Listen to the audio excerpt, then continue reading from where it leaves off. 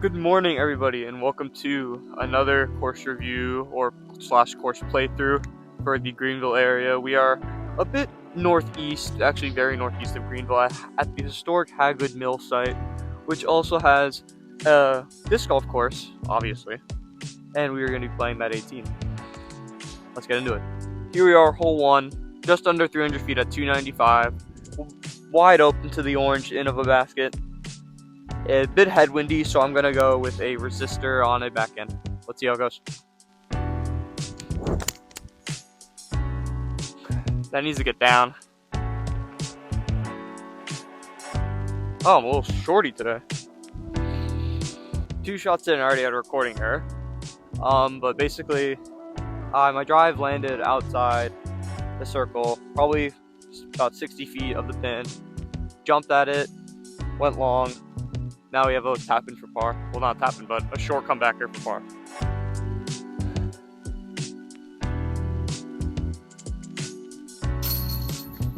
And that'll be par on the first. Alright, hole 2 is similar distance at 290. It is straight in line to the tee pad, but we have some guardian trees to the left of the pin, which is making this wide left forehand looking like the play. We're going to go with the vengeance. We'll see if I can actually throw a forehand, because again, I haven't thrown a forehand in, or at least a disc golf forehand in a while, but we'll give it a shot. Here we go.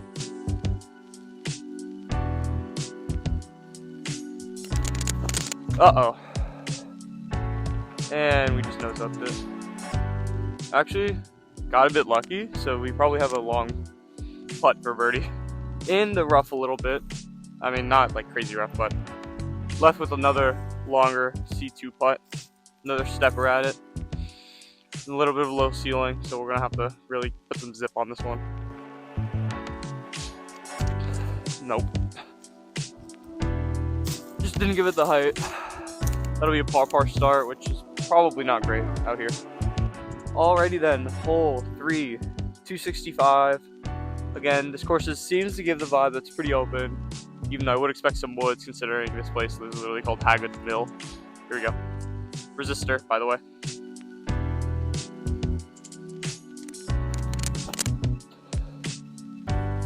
Spiking, sit down. Ooh, I don't know. Anyways, hi. Yeah, I don't know if you can see me, but here comes the putt for par. Nope. It's gonna be 1 over. Alrighty, after that really unfortunate bogey, we were 1 over. But hole 4 is looking exciting. Only 230. Just straight, slightly uphill. Should be a nice backhand with the trusty old white tactic. Let's see if we can make it happen.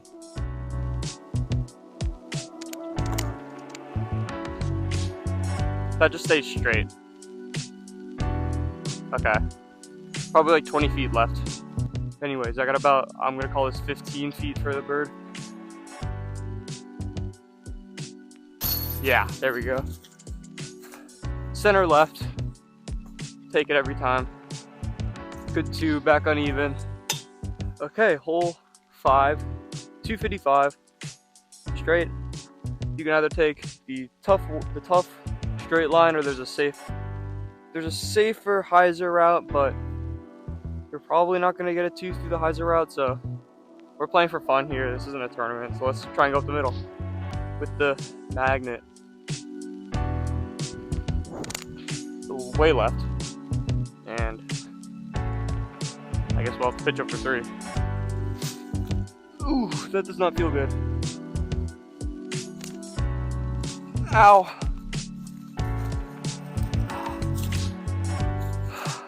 Why did I have to land in the prickly bush? Alright, we were just outside the circle for par. Oh, just left. Okay, we've got hole 6, the shortest hole so far at 155. Looks like to be a short flex forehand type deal.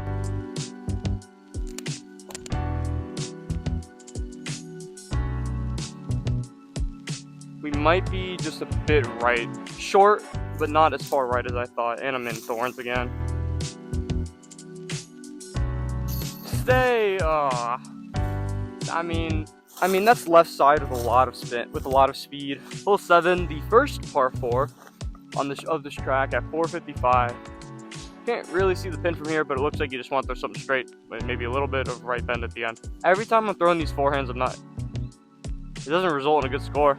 I really want to work on it, so I'm gonna forehand the tactic straight. Oh my gosh. After that tragic tee shot, we are stuck with some weird stuff. We're in the fairway. Could have been worse. Okay, I want to apologize. I did not record my third shot for par. Get up there. Oh, and it hit a rock. Welcome to hole 8. It seems to go up through this gap, left up the hill.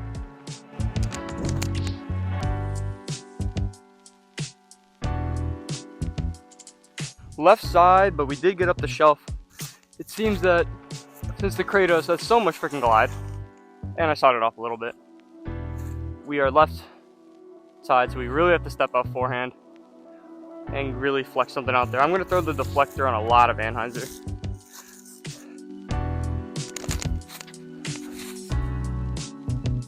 Oh yeah, that is beautiful.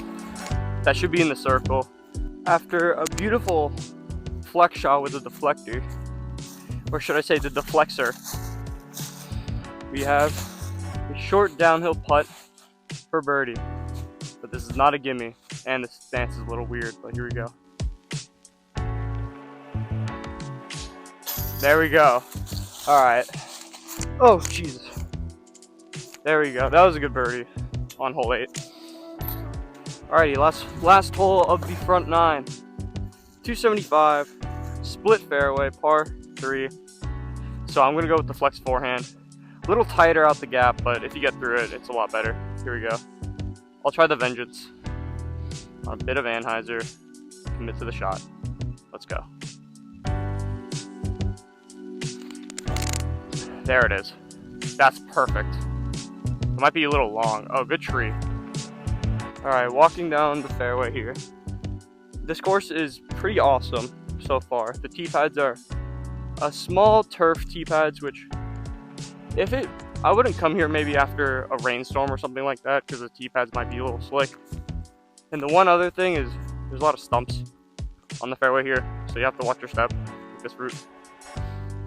But besides those two somewhat minor things, I would say this course is pretty awesome so far. Oh, looks like we're a little short. There's the basket. So let's try and knock this down. Let's get it. Get up. Inches. Coming in the hole 10, we have 310. Looks like just a hyzer through the trees, and a great hole to test out the new Kratos. Keep gliding. I think we're pretty short. I'm gonna try the stall hyzer on the right side. Yeah, alright. That's 2 feet, that's a par. Welcome to hole 11. One of the shorter holes so far at 160, but don't let it deceive you. That has to be at least 20 to 30 feet uphill.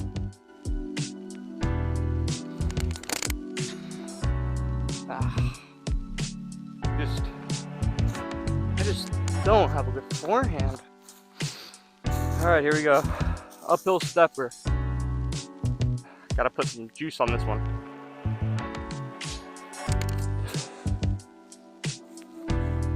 Okay. That's a par. Still 2 over.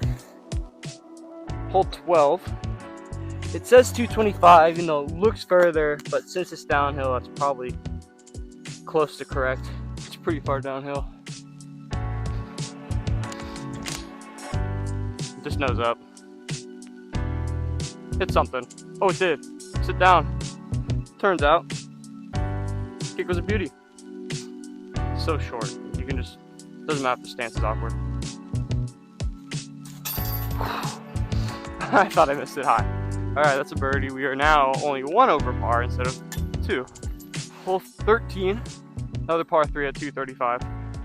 It's down the gap that you can see in front of you. And it hooks off. It's down the gap on the right side of the screen. And it hooks off to the left ever so slightly. Nope, did not do that. Our wonderful kick left us in a pretty tough up and down. Here we go. There it is. Now just stop. Just stop. Hit something. Okay, rolled right by the basket. No. Oh, God. Okay, hole 14. It says only 205, but it's way uphill. And it bends to the right. So you really gotta hammer, I think, a backhand turnover up the gap, which is a tough shot.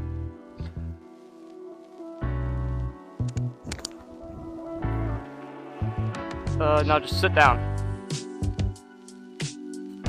I think that's really good. Wow. Let's try a tripod putt.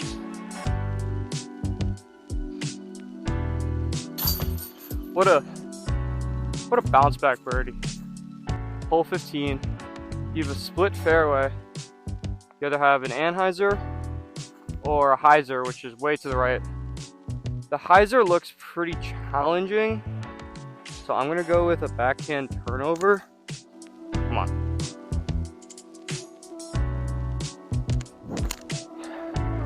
There it is. Little high. Just stay clean. Hit some stuff, so we landed a bit short, but we have a putt. Yeah, we are a good bit out of the circle. Come on.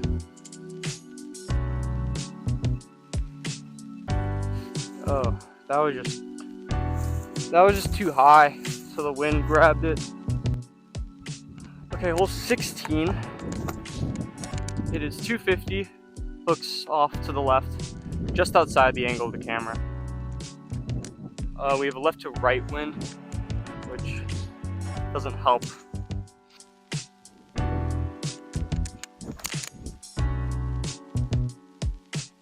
Oh, kidding. Alright, once again we find ourselves just outside the circle with a birdie putt. Hit the top branches with the Kratos. Fade. Oh my God.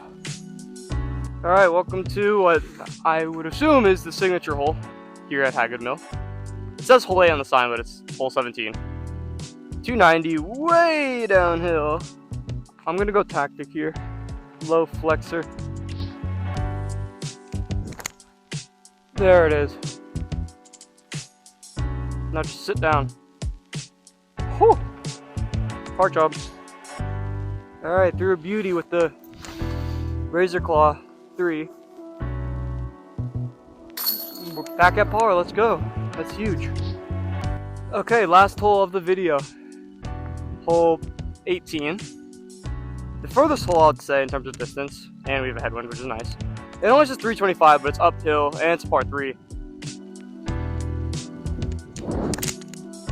There we go. Oh, the wind just killed it. What the heck?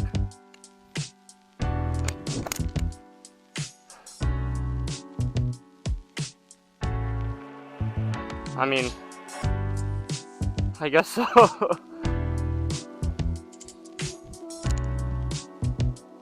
I would say a decent run. Apologies for the shaky camera work. You tap out. Let's zoom out. The tap out finished the round at even par. Okay, now for the part of the video where I give the overall review of this place.